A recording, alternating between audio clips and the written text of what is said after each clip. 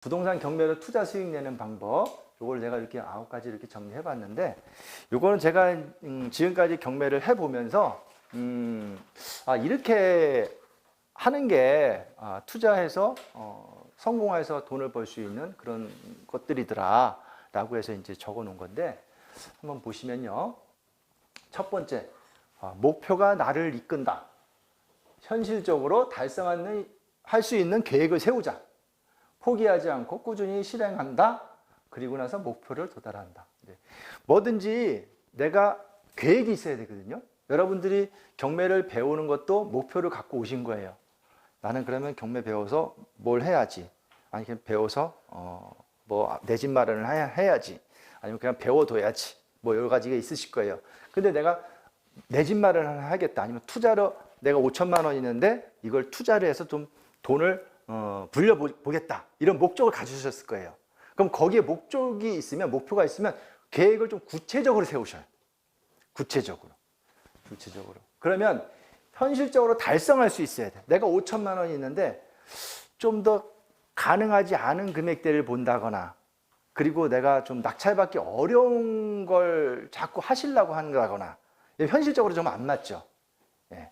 그러면 현실적이 좀 맞는 걸로, 가능성 있는 걸로 쉽게 계획을 세우고, 그리고 한번 해봤는데 안 돼. 그러면 포기하는 게 아니고 다시 꾸준하게. 이게 경매는, 부동산은요, 꾸준한 게 중요하더라고. 오래 하는 거. 꾸준히 오래. 그냥 뭐 물건 또 찾아보고 없으면 좀 쉬었다가 또 한번 찾아보고, 그러면 또 입찰을 해봤는데 떨어졌어. 그러면 또 다음에 또 한번 찾아보고 또 한번 입찰해보고. 근데 첫 술에 낙찰대가 딱 되는 경우가 많지 않아요.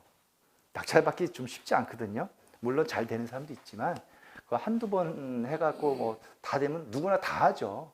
그래서 그 꾸준한 게 중요하다. 그리고 두 번째, 기본에 충실하라. 기본. 자, 이게 보면 남은 어떻게 해서 돈 벌었다 막 이렇게 막 나와요. 유튜브도 그렇고 뭐 책에도 그렇고. 근데 그런 거 보면 걔네들 얘는 이런 기술로 해가지고 이렇게 벌었구나. 나도 저렇게 해서 한번 해봐야지. 동기부여는 돼요. 근데 그걸 그대로 따라하면요, 이미 공개된 시장이거든. 그리고 걔가 다 알고 있어. 그래서 물론 그거를 따라해서 하는 건 좋은데 내 기본이 먼저 돼 있어야 돼. 기본이 안 돼 있고 그거 남이 한 것만 따라하는 거는요, 그거는 성공 확률이 높지 않아요. 항상 기본이 그럼 뭐냐?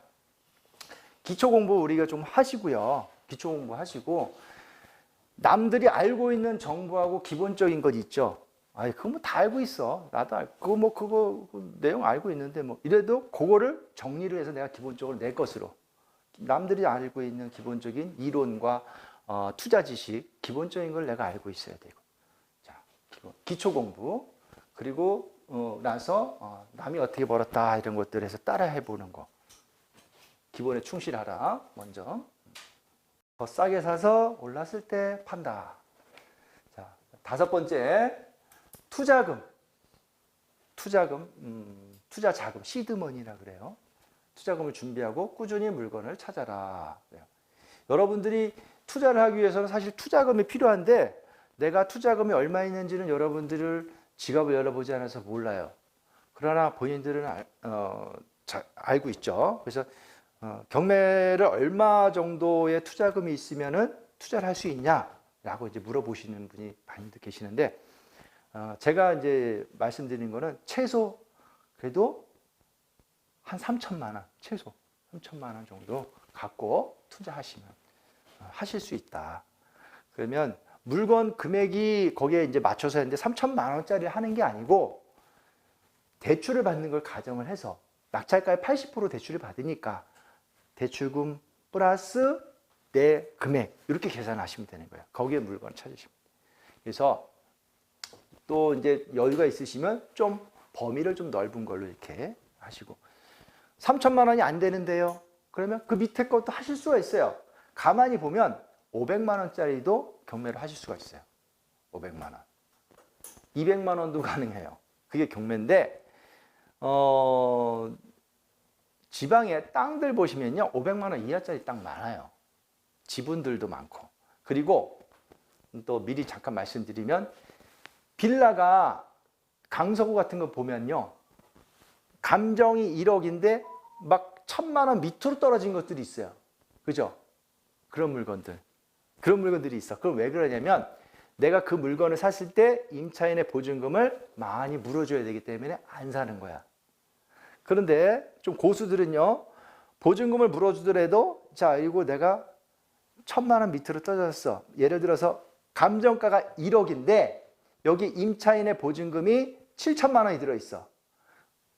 내가 이거 사면 7천만 원을 물어줘야 되는 거야. 임차인한테.